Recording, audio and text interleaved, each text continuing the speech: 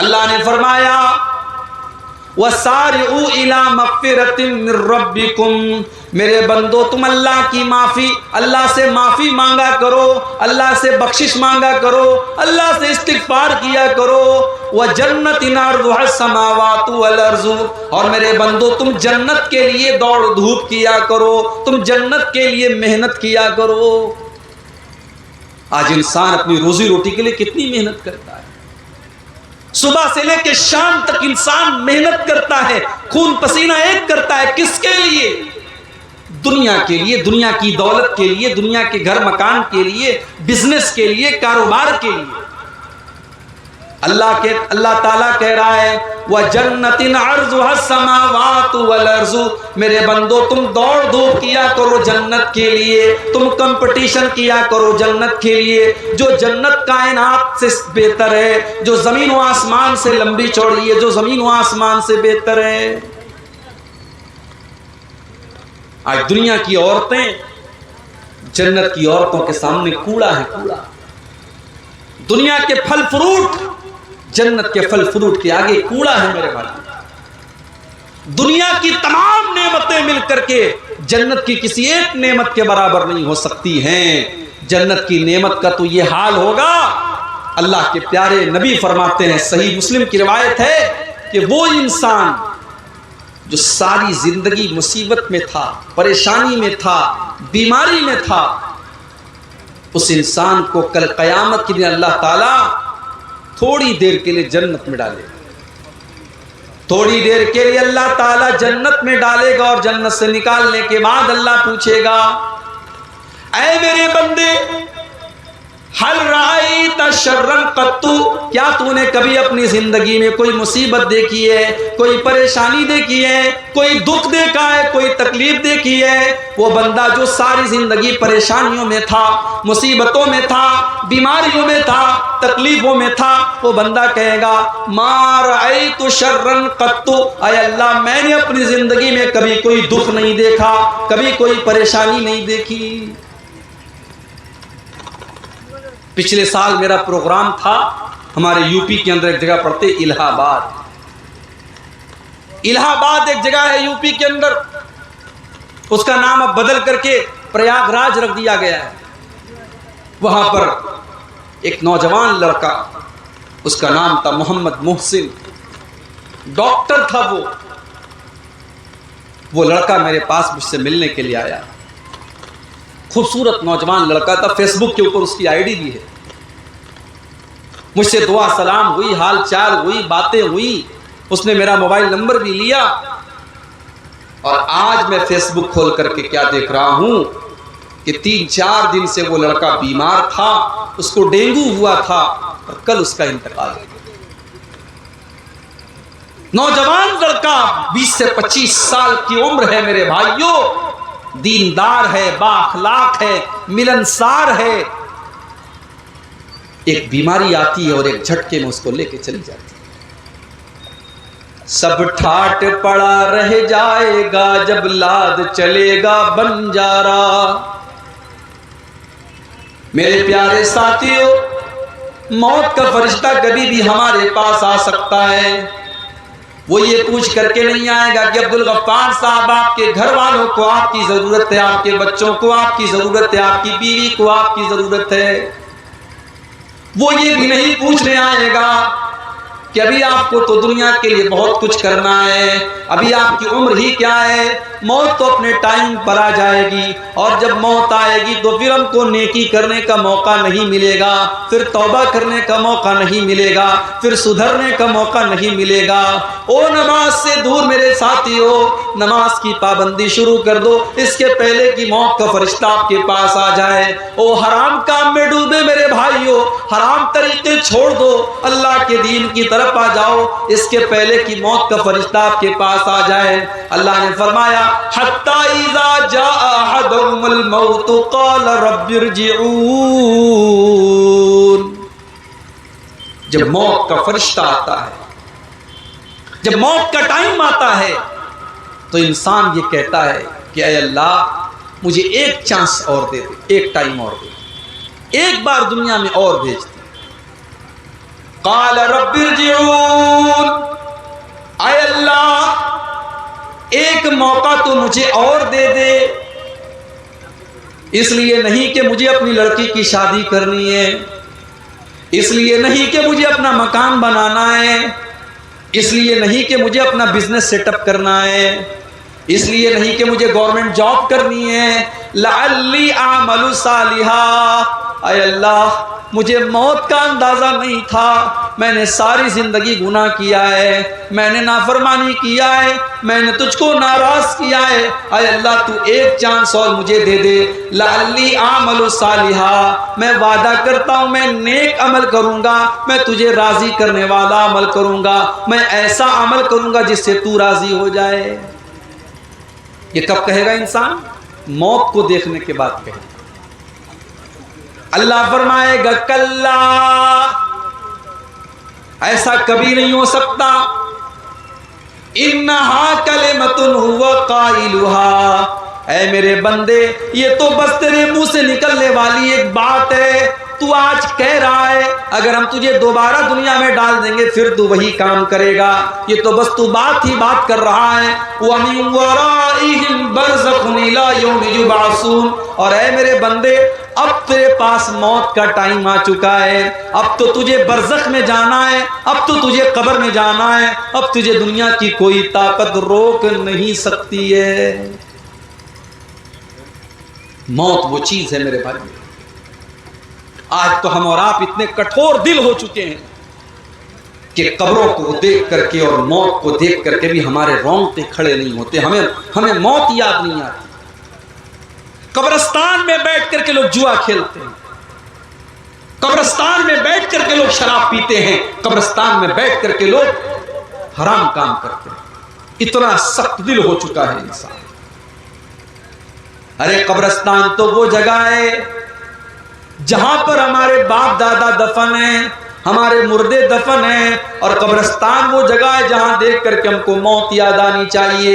اللہ کے نبی کہا کرتے تھے، او لوگوں میں نے تم کو قبرستان جانے سے منع کیا تھا، میں نے تم کو قبروں کی زیارت سے منع کیا تھا، لیکن تم قبروں کی زیارت کیا کرو، تم قبرستان جایا کرو، فَإِنَّهَا تُذَكِّرُكُمُ الْآخِرَةَ، اس لیے کہ قبرستان جانے سے موت کی یاد آتی ہے، آخرت کی یاد آتی ہے۔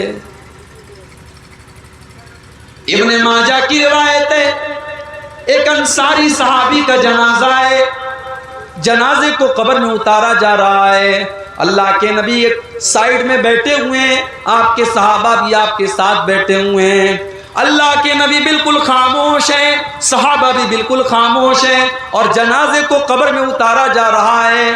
اللہ کے نبی کی آنکھوں سے آنسو بہنے لگتے ہیں، اللہ کے نبی رونے لگتے ہیں، اور اتنا روتے ہیں اتنا روتے ہیں، حتیٰ بلت سرا، آپ کے آنسوؤں سے وہاں کی زمین تر ہو جاتی ہے، وہاں کی زمین بھیگ جاتی ہے، اور آپ یہ فرماتے ہیں لِمِثْلِ هَٰذَا فَأَعِدُّوا يَا إِخْوَانِي، اے میرے صحابہ اس قبر میں تم کو جانا ہے، اس قبر کی تم تیاری کرو، یہاں تم سب کو آنا ہے، اس جگہ کی تم تیاری کر لو۔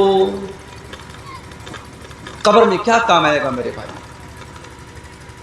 ہمارے بچے تو ہمارے کام نہیں آئے، ہماری بیوی تو ہمارے کام نہیں آئے گی، ہماری دولت ہمارا مال ہمارے کام نہیں آئے، وہاں اگر کام آئے گا ہمارے اعمال کام آئیں گے، ہماری نیکیاں کام آئیں گی، ہم نے اللہ کی بارگاہ میں اگر توبہ کیا ہے تو ہماری توبہ کام آئے گی۔ عثمان غنی رضی اللہ تعالیٰ عنہ جب کسی قبر کے پاس سے گزرتے تھے زار و قطار رونے لگتے تھے، آنکھوں سے آنسو بہنے لگتے تھے۔ کسی نے پوچھا اے عثمان غنی، جنت کی بات ہوتی ہے تو آپ روتے نہیں ہیں، جہنم کی بات آتی ہے تو آپ روتے نہیں ہیں، لیکن اب جب آپ کسی قبر کے پاس سے گزرتے ہیں تو رونے لگتے ہیں، کیا بات ہے؟ عثمان غنی کہتے ہیں، او لوگو میں نے اپنے پیارے نبی کو یہ فرماتے ہوئے سنا ہے، ان القبر اول منزل من منازل الاخرہ، بے شک یہ قبر آخرت کی پہلی منزل ہے، جس نے اس منزل کو پار کر لیا اس کے لیے آگے کی منزلیں آسان ہیں۔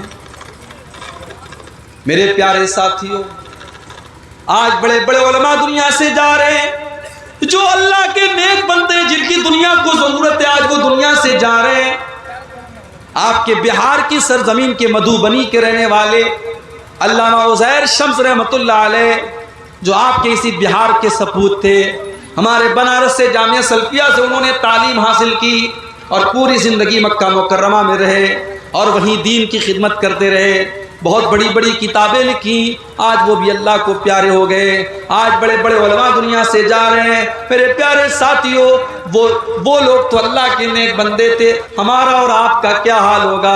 ہماری اور آپ کی زندگی تو گناہوں میں گزر رہی ہے، اللہ کی نافرمانیوں میں گزر رہی ہے، غلط کاموں میں گزر رہی ہے۔ میرے پیارے ساتھیوں، اس سے پہلے کہ موت کا فرشتہ ہمارے پاس آئے، ہم موت کے بعد کی تیاری کر لیں۔ اللہ کے نبی سے پوچھا گیا، اے اللہ کے نبی، سب سے افضل مومن کون ہے؟ افضل کا مطلب سرووتم، سروشریشٹھ، سب سے اچھا۔ اللہ کے پیارے نبی سے پوچھا گیا کہ سب سے بہترین مسلمان کون ہے؟ آپ نے فرمایا احسنہم خلقا، جس کا اخلاق سب سے اچھا ہو، جس کا ویوہار سب سے اچھا ہو، جس کی بات چیت سب سے اچھی ہو، جو سب سے اچھے طریقے سے ملتا جلتا ہو، جس کا بیہیویئر سب سے اچھا ہو۔ پھر پوچھا گیا وَأَيُّ الْمُؤْمِنِينَ أَكْيَسْ، اے اللہ کے نبی سب سے بدھیمان کون ہے؟ سب سے عقل مند کون ہے؟ سب سے چتر کون ہے؟ سب سے چالاک کون ہے؟ اللہ کے پیارے نبی نے فرمایا اکثرہم ذکرا للموت واستعدادا لما بعدہ، سب سے زیادہ موت کو یاد کرنے والا اور موت کے بعد کی زندگی کی تیاری کرنے والا۔ آج ہم موت کو یاد نہیں کرتے، وہ موت جو ہمیں ہمارا انجام یاد دلاتی ہے۔ میرے پیارے ساتھیوں، ذرا اپنے نبی کی موت کا ٹائم یاد کرو۔ سوموار کے دن اللہ کے نبی کا انتقال ہوتا ہے، جمعرات کا دن ہے، ظہر کی نماز کا ٹائم ہے، اللہ کے نبی کمزوری محسوس کر رہے ہیں۔ آپ صحابہ سے کہتے ہیں کہ 7 الگ الگ کنویں کا پانی لایا جائے۔ 7 الگ الگ کنویں کا پانی لایا جاتا ہے اور اللہ کے پیارے نبی اس سے نہاتے ہیں، اس سے غسل کرتے ہیں۔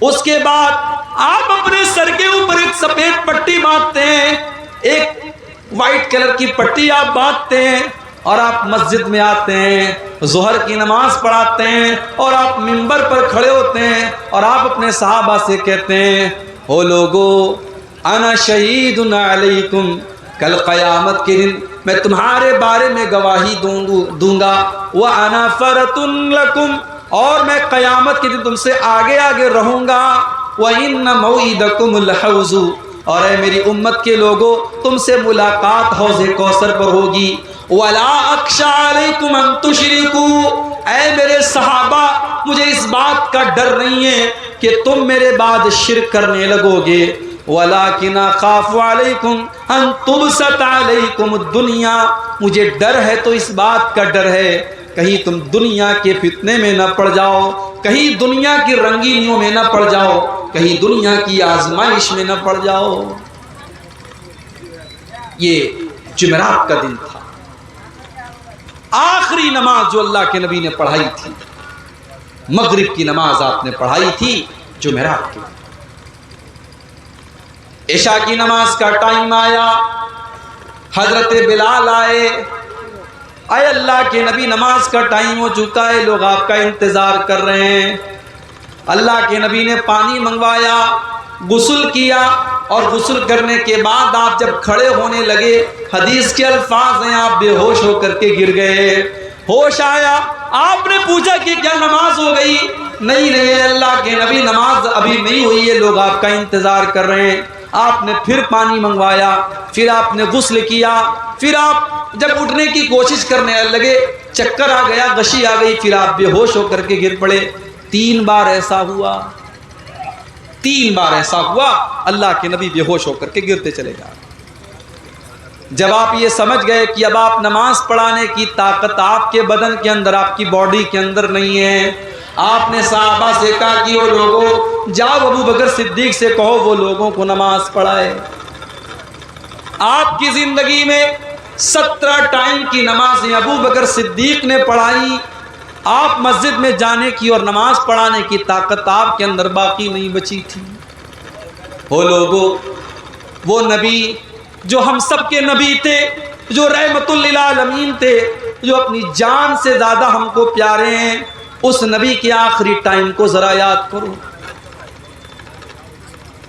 جمعہ کا دن آیا، اللہ کے نبی مسجد میں آتے ہیں، خطبہ دیتے ہیں، اور خطبے میں آپ یہ کہتے ہیں کہ وہ لوگوں، اللہ نے اپنے ایک بندے کو یہ اختیار دیا تھا، اپنے بندے کو یہ چوائس دی تھی کہ چاہے تو وہ بندہ دنیا کی نعمتوں کو لے لے اور چاہے تو وہ اللہ کے پاس چلا جائے. اللہ کے اس بندے نے اللہ کے پاس چلے جانے کے آپشن کو قبول کر لیا اور اللہ کے پاس جانے کے لیے تیار ہو گیا. ابھی اللہ کے نبی نے اتنا ہی بیان کیا تھا، ابو بکر صدیق رضی اللہ تعالیٰ عنہ رونے لگے اور آنکھوں سے آنسو بہنے لگے اور کہنے لگے فدیناک بآبائنا وامہاتنا، اے اللہ کے نبی ہمارے ماں باپ آپ کے اوپر قربان ہو جائیں، اے اللہ کے نبی ہمارے ماں باپ آپ کے اوپر قربان ہو جائیں. صحابہ کہتے ہیں ہمیں بڑی حیرت ہوئی کہ اللہ کے نبی تو ایک عام بات کر رہے ہیں، یہ بار بار کیوں حضرت ابو بکر رو کیوں رہے ہیں؟ کیوں یہ ڈسٹرب کیوں ہو رہا ہے؟ آواز کیوں آ رہا ہے؟ مائک ٹھیک کرو نا یار.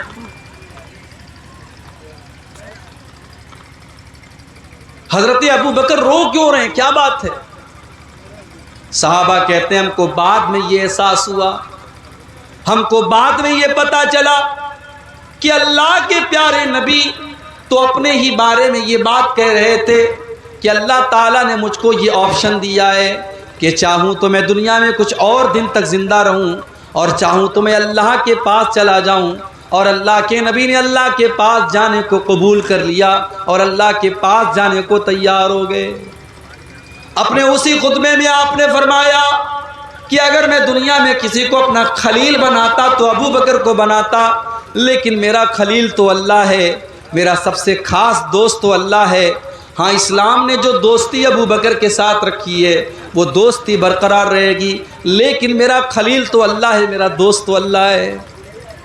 اس کے بعد آپ نے فرمایا مسجد کے اندر جتنے لوگوں کے دروازے ہیں سب کے دروازوں کو بند کر دیا جائے سوائے ابو بکر کے. ابو بکر کا دروازہ بند نہ کیا جائے، ابو بکر کا دروازہ کھولے رکھا جائے. آپ نے فرمایا سب سے زیادہ میرے اوپر اگر کسی کا احسان ہے تو ابو بکر صدیق کا احسان ہے، اس نے اپنے مال سے میرا ساتھ دیا، اس نے اپنی جان سے میرا ساتھ دیا. یہ آخری خطبہ تھا اللہ کے پیارے نبی. سنیچر کا دن آیا، سوموار کے دن آپ کا انتقال ہوا، سنیچر کا دن آیا. آپ بے قرار ہیں، بے چین ہیں، بار بار چادر کو پھینک رہے ہیں، اوڑھ رہے ہیں، پھینک رہے ہیں. آپ نے اسی عالم میں فرمایا، یہ تو ریڈیو بج رہا ہے، کیا بولیں گے اس کو؟ ڈالیو تو کون مائک کا تار ڈالیو تو بھائی ڈالو تو یار چھوٹو یہ آواز نہیں کر رہا وہ بولا میں آ جائیے آپ اوپر اب آئیے بہت ڈسٹرب کر رہا ہے، بہت پریشان کیا.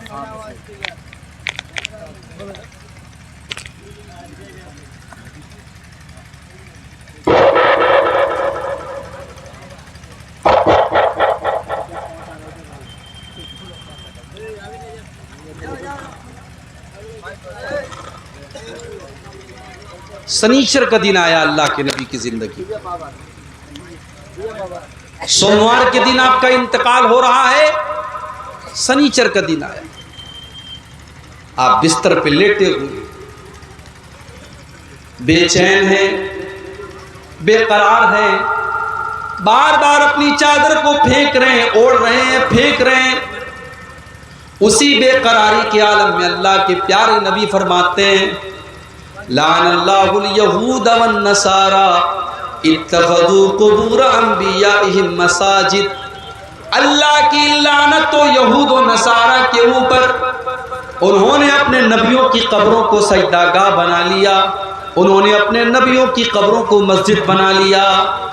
اللہ کے نبی اپنی امت کو بتا رہے تھے کہ وہ لوگوں، میرے انتقال کے بعد میری قبر کے اوپر تم کوئی ایسا کام مت کرنا، میری قبر پر کوئی میلہ ٹھیلا نہ لگانا، میری قبر کے اوپر تم کوئی عرس مت کرنا، میری قبر پر تم آ کر کے سجدے مت کرنا، جو کام یہود و نصارہ نے کیا تھا وہ کام تم میری قبر پہ مت کرنا۔ میرے پیارے ساتھیوں، آج امت کو نبی کی محبت تو یاد ہے، نبی کی پیدائش تو یاد ہے، اور نبی کی پیدائش کے نام پر جشن تو یاد ہے، مگر آج امت کو اپنے نبی کی یہ وصیت یاد نہیں ہے۔ آج امت کا ایک بڑا طبقہ قبر پرستی میں مبتلا ہے، آج قبروں کے اوپر سجدہ کیا جا رہا ہے، آج مزاروں کے اوپر سجدہ کیا جا رہا ہے، آج گلے میں تعویذ پہنا جا رہا ہے، آج ہاتھوں میں تعویذ پہنا جا رہا ہے۔ جس کام سے اللہ کے نبی نے اپنے آخری ٹائم منع کیا تھا، اس کام کو آج امت کے لوگ کرتے چلے جا رہے ہیں۔ میرے پیارے ساتھیوں،